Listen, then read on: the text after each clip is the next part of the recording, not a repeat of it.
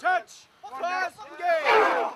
It's that time of year again when military rugby stars descend on Fort Benning and go head-to-head to prove who's the best rugby team in all the services. It's always a battle when we come here because you don't know who's coming with what team, and it's always Navy's always comes hard. The Marines are physical, and we've got this embedded rival with the Army, and it's always a physical match. And the Coasties, you know, they always come and they play hard.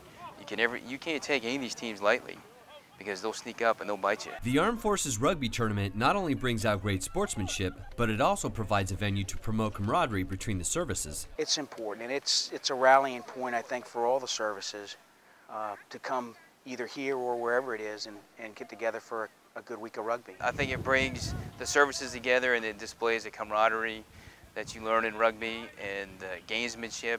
It also brings warriors together in the field. It was another hard-fought competition this year, and after 2 days of round-robin play, the Army and Air Force teams were left standing to battle for the title. I think Air Force plays a very hard-nosed attacking game, and Army plays a very hard-nosed attacking game.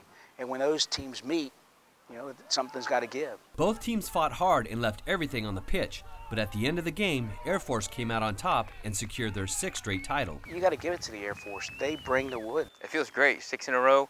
Awesome competition. It's a well-played match. Very physical matches to get to the finals. And the Army put up one heck of a battle, both in the pool play and also in the finals. It's just special to come back and dominate like we do, have a great time while we do it, and enjoy playing rugby and hanging out with the guys, which is what it's really about. Ron Andrus, Fort Benning TV. This is the 6th straight title for the U.S. Air Force, and their championship reputation is known around the world. When the chief of the Royal Australian Air Force heard about the success of the U.S. Air Force, he challenged the team to a playoff match for bragging rights. They accepted and went head-to-head just days after the Armed Forces Rugby Tournament. The U.S. Air Force struck early with a few scores and took the early lead.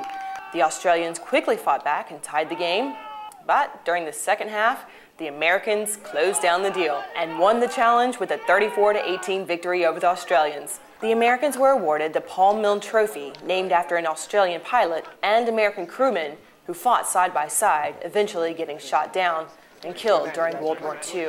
The two teams hope to make it an annual event. Our boys just kept attacking. Just a fantastic display of rugby.